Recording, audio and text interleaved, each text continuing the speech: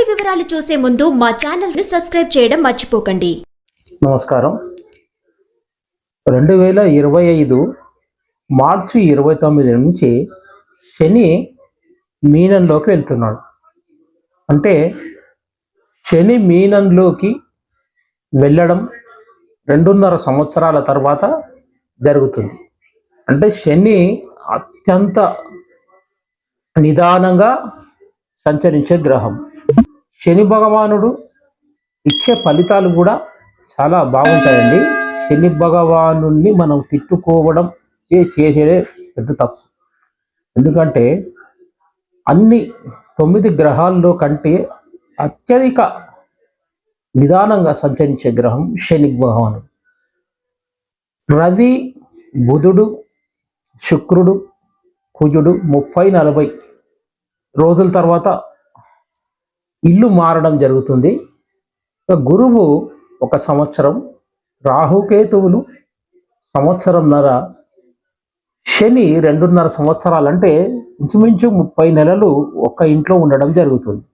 అంటే కుంభంలో ఉన్నటువంటి శని వచ్చే సంవత్సరం మార్చి 29 నుంచి కుంభరాశిలోంచి మీనరాశిలోకి సంచరించడం జరుగుతుంది. మీనరాశిలో ఎప్పుడైతే శని సంచరిస్తాడో అప్పుడు అష్టమ శని ప్రారంభం ఎవరికి అవుతుంది అనేది ఈ వీడియో మీరు పూర్తిగా చూడండి. సబ్స్క్రైబ్ మరియు బెల్ బటన్ నొక్కండి. కర్కాటక రాశి వారికి 2.5 సంవత్సరాల నుంచి వారు అష్టమ శనిలో ఉన్నారు. ఇక మీకు మార్చి 29 నుంచి శని భాగ్యస్థానంలోకి వెళ్ళడం జరుగుతుంది. ఇక అష్టమ శని ప్రారంభం అయ్యేది సింహరాశి వారికి. సింహరాశి వారికి ఈ మార్చి 29, 2025 నుంచి సింహరాశి వారికి అష్టమ శని ప్రారంభం అవుతుంది. అష్టమ శని ప్రారంభం అవుతుంది అంటే ఆయన ప్రమాదం చేస్తాడా అని మీరు భయభ్రాంతులకు కావద్దు. శని భగవానుడు ఇచ్చేవన్నీ కూడా మనను పరీక్షించి చాలా కష్టతరమైనటువంటి పరీక్షలు పెట్టి ఇవ్వడం అంటూ జరుగుతుంది. మరి ఎందుకు పరీక్షలు పెడతాడంటే పూర్వజన్మలో చేసినటువంటి కర్మను బట్టి శని భగవానుడు ఇచ్చే రిజల్ట్ కూడా అలాగే ఉంటుంది మీ జన్మ జాతకంలో. ఇక గోచార శని ఈ మీనరాశిలోకి వెళ్ళడంతో కర్కాటక రాశి వారికి ఇన్ని రోజులుగా జరుగుతున్నటువంటి నిదానంగా పనులు ఆటంకమైతూ ఆగిపోతూ నోటి వరకు వచ్చినటువంటి అన్నం పప్పినట్లుగా దగ్గర వరకు వచ్చినటువంటి వ్యాపారంలో కానీ, ఉద్యోగంలో కానీ, గృహ నిర్మాణంలో కానీ, వివాహంలో కానీ ఏ క్రయ విక్రయాల్లో కూడా ఆలస్యం జరుగుతూ ఉంటుంది. మీకు మార్చి తర్వాత బాగుంటుందండి కర్కాటక రాశి వారికి. ఇక అలాగే సింహరాశి వారికి ఇక అష్టమ శని ప్రారంభం కావడం జరుగుతుంది. అంటే ఒక ఇంచుమించు 30 నెలల వరకు మీరు జాగ్రత్తగానే ఉండాలి. దాంతోపాటు గురువు కూడా మారడం సింహరాశి వారికి ఒక అడ్వాంటేజ్ ఏంటంటే గురువు లాభస్థానంలోకి రావడం. గురువు లాభస్థానంలోకి రావడం ద్వారా మీకు శని వల్ల వచ్చేటటువంటి కొన్ని ఆగిపోయిన పనులు కానీ, ఆర్థిక పరమైనటువంటి చిక్కుల్లో కానీ గురువు ఆదుకోవడం జరుగుతుంది. శని 7వ దృష్టితో మీ కుటుంబ స్థానాన్ని చూడడం, సింహరాశి వారి కుటుంబ స్థానాన్ని చూడడం జరుగుతుంది. కనుక కుటుంబ స్థానాన్ని శని చూసినట్లయితే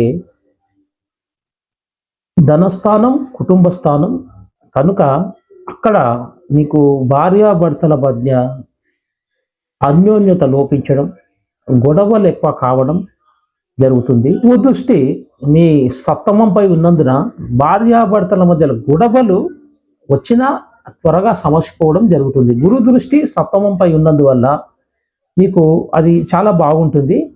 ఇక శని ధనస్థానాన్ని చూడడం ద్వారా అప్పులు ఎక్కువ కావడం, డబ్బుల గురించి క్రయ విక్రయాలు చేయడం, మీకు వస్తున్నటువంటి వ్యాపారంలో కానీ ఉద్యోగంలో కానీ డబ్బులు రాకుండా ఆగిపోవడం జరుగుతుంది.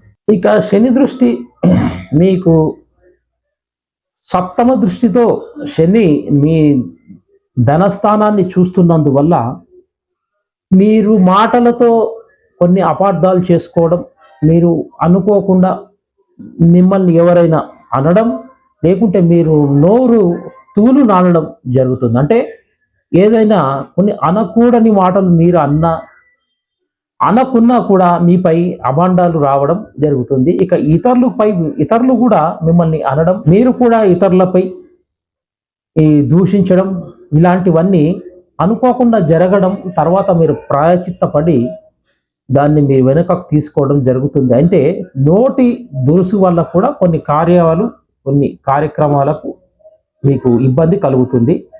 ఇక ధనం విషయంలో వచ్చే ధనము సడన్గా వస్తున్నటువంటి ధనము సడన్గా ఆగిపోవడం, వాయిదా పద్ధతిలో మీరు ఎక్కువ శ్రమ చేస్తేనే రావడం, ఇక మీ అన్నదమ్ముల్లో కానీ అక్కజెల్లెల్లో కానీ గొడవలు ఏర్పడడం, మీ పూర్వీకుల నుంచి వచ్చే ఆస్తులు కానీ వాటిలో కొంచెం గొడవలు ఎక్కువగా ఏర్పడడం జరుగుతుంది. ఎందుకంటే మీ ధనస్థానాన్ని శని సప్తమ దృష్టితో చూస్తున్నందువల్ల మీ కుటుంబంలో ఇన్ని రోజులుగా లేనటువంటి కలతలు ఏర్పడడం, మీకు వచ్చేటటువంటి ఆదాయం కానీ మీకున్నటువంటి ధనం విషయం కానీ ధనంలో కానీ లోటుపాట్లు ఏర్పడడం జరుగుతాయి. ఇక శని దృష్టి ఉన్నందువల్ల మీ ధనస్థానంలో కూడా మీకు చేస్తున్నటువంటి పార్ట్నర్షిప్ వ్యవహారాల్లో ఇన్ని రోజులుగా ఉన్నటువంటి మీరు కలిసి ఐకమత్యంగా చాలా వ్యాపారాలు చేస్తున్నా కూడా మీకు ఈ మార్చి 29 శని అష్టమ శని అవుతుండు కనుక అష్టమంలో శని సంచారం కాబట్టి స్నేహితుల మధ్యలో పొరపుచ్చాలు రావడం, క్లోజ్ ఫ్రెండ్స్ ఉంటే బాగా ప్రాణ స్నేహితుల మధ్యలో గొడవలు రావడం, పార్ట్నర్షిప్ వ్యవహారంలో మీరు చేస్తున్న వ్యాపారంలో కానీ కలతలు మనస్పర్ధలు రావడం అంటూ జరుగుతుంది. అది కూడా మీరు కొంచెం జాగ్రత్తగా ఉండాలి. ఏదైనా డైమండ్స్ కొనాలన్నా రాగి పాత్రలు కొనాలన్నా అనుకున్నప్పుడు మీకు అవాంతరం ఆగిపోవడం జరుగుతూ ఉంటుంది. ఇక ముఖ్యంగా చేతి గోళ్లకు ప్రమాదాలు కలగడం జరుగుతాయి. అవి మీరు జాగ్రత్తగా ఉండాలి. అంటే అష్టమ శని మీకు వచ్చినా కూడా పెద్ద భయపడకూడదండి. ఎందుకంటే గురు దృష్టి కూడా మీకు ముఖ్యంగా సప్తమంలో ఉన్నాడు కాబట్టి వచ్చిన 50% మాత్రమే ఉంటుంది. దశమ దృష్టితో సింహరాశి వారి పంచమ భావాన్ని చూస్తున్నందువల్ల, పంచమం అంటే చదువు, సంతానం, విద్య, మంత్రోపాసన, మంత్రం నేర్చుకోవడం, ఇక చాలా కారకత్వాలు ఉంటాయి. అయితే పంచమ భావంలో మీకున్నటువంటి కారకత్వాన్ని బట్టి శని దశమ దృష్టితో చూడడం వల్ల మీరు ఇన్ని రోజులుగా చదువుతున్న విద్యలో కానీ ఆటంకాలు ఏర్పడడం, సడన్గా విద్యలో మార్పులు రావడం, మరచిపోవడం అనేవి ఎక్కువ జరుగుతుంటాయి. విద్యలో బాగా వెనుకపడినట్టుగా మీరు ఏదైనా కోర్సులు చేయాలనుకున్నా, ఏదైనా ఎగ్జామ్స్ రాయాలనుకున్నా కూడా చాలా జాగ్రత్తగా ఉండి బాగా ఎక్కువ ఇంట్రెస్ట్ అనేది తగ్గిపోవడం అంటూ జరుగుతుందండి. బాగా శని వల్ల గ్యాప్ రావడం, ఎక్కువ లాంగివిటీ పెరగడం అంటూ జరుగుతుంది. ఇక సంతానం విషయంలో మీకు కొంచెం చికాకులు తిప్పలు తప్పవు కనుక మీ సంతానం మీ మాట వినకపోవడం, పిల్లలకు ఇబ్బందులు కలగడం, పిల్లల వల్ల మీరు ఇబ్బందులు పడడం, దానివల్ల కూడా డబ్బు ఖర్చు కావడం, మానసిక శోభను అనుభవించడం, ఇలాంటివన్నీ వస్తాయి. రాశి వారు స్త్రీలైతే గర్భస్రావాలు కావడానికి కూడా కొంచెం అవకాశాలు ఉన్నాయి. మీరు చాలా జాగ్రత్తగా ఉండాలి. స్త్రీలకు సంతానం విషయంలో కొంచెం శ్రద్ధ వహించి మీరు గర్భంతో ఉన్న స్త్రీలు చాలా జాగ్రత్తగా ఉండాలి.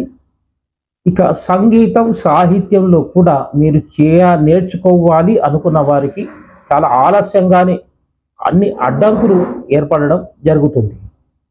అంటే అష్టమ శని ప్రారంభం అవుతుంది అంటే చాలా వరకు మీరు తరచుగా మీ కాళ్ళకు దెబ్బలు తగులుతున్నాయి అంటే శనికి కారకత్వం కాళ్ళకు కారకత్వం శని వహిస్తాడు కనుక మీకు తరచుగా దెబ్బలు తగులుతున్నాయి, పైనుంచి పడుతున్నారు అంటే మీకు అష్టమ శని కానీ శని దోషం అనేది ఏర్పడింది అన్నట్టు లెక్క. కనుక శనికి పరిహారాలు కూడా చేసుకోవాలి. సింహరాశి వారికి ఇతర స్త్రీలతో పరిచయాలు ఏర్పడడం, వాటి వల్ల గొడవలు రావడం, ఇతర స్త్రీల వల్ల గొడవలు రావడం అంటూ జరుగుతుంది.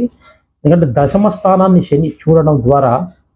కనుక ఈ అష్టమ శని సింహరాశి వారు ఏ పరిహారం చెయ్యాలి అంటే మీరు ఒకటే ముఖ్యంగా శని జపమంత్రం ధ్యానం చేయాలండి. 19,000 నిత్యము ఒక 500 చొప్పున ధ్యానం చేసినట్లయితే మీకు మంచి పరిహారము, శని దోషం అనేది అష్టమ శని దోషాలు తొలగిపోవడం జరుగుతుంది. శాస్త్రంలో చెప్పేది ఏంటంటే నక్షత్ర సంఖ్యలు చేయాలని చెప్పారు. అంటే 27 నక్షత్రాలు కనుక 27 లేకుంటే 54 లేకుంటే 108 సార్లు నక్షత్ర సంఖ్యలో మీరు శని జపమంత్రం చేసినట్లయితే చాలా వరకు శని వల్ల వచ్చే పీడలు అనేవి తొలగిపోవడం జరుగుతుంది. ఇక అష్టమ శనిలో చాలా వ్యాపారం కానీ ఉద్యోగంలో కానీ వివాహం, విద్య, సంతానం ఆలస్యం కావడం, అడ్డంకులు ఏర్పడడం, దానివల్ల చాలా చికాకు చింతలు ఏర్పడడం జరుగుతుంది. కనుక సింహరాశి వారు మార్చి 29 నుంచి శని జప మంత్రం మీరు తప్పకుండా చేసినట్లయితే 19,000 పూర్తి చేసినట్లయితే మీ తప్పకుండా శని వల్ల వచ్చే దోషాలు అనేవి అంతగా ఉండయి. శనికి ముఖ్యంగా తైలాభిషేకం అంటే నువ్వుల నూనెతో తైలాభిషేకం చేయడం, నల్ల వస్త్రం మరి నీలి పువ్వులు శనికి అలంకరించి 1 కిలో బావు నువ్వులు బ్రాహ్మణుడికి దానం ఇవ్వాలి. అయితే శనికి కాకుండా శివుడికి తైలాభిషేకం చేసినా కూడా మంచి పరిహారం అనే శాస్త్రం అనేది చెప్పడం జరిగింది. ఇక శనికి ద్రాక్ష రసంతో అభిషేకించిన చాలా మంచి ఫలితాలు ఉంటాయండి. నల్ల ద్రాక్ష రసంతో శని విగ్రహమూర్తికి మీరు అభిషేకించి ద్రాక్ష పళ్ళు దానం ఇచ్చి ఇక నూకలు, చక్కెర, పంచదార కలిపి నల్ల చీమలకు వేసినా కూడా మంచి ఫలితాలు ఇస్తుంది. అంటే శనికి పరిహారాలు ఇవి. ఇక అన్నంలో నువ్వులు కలిపి కాకులకు పెట్టినా కూడా మంచి పరిహారం అనేది చెప్పొచ్చు.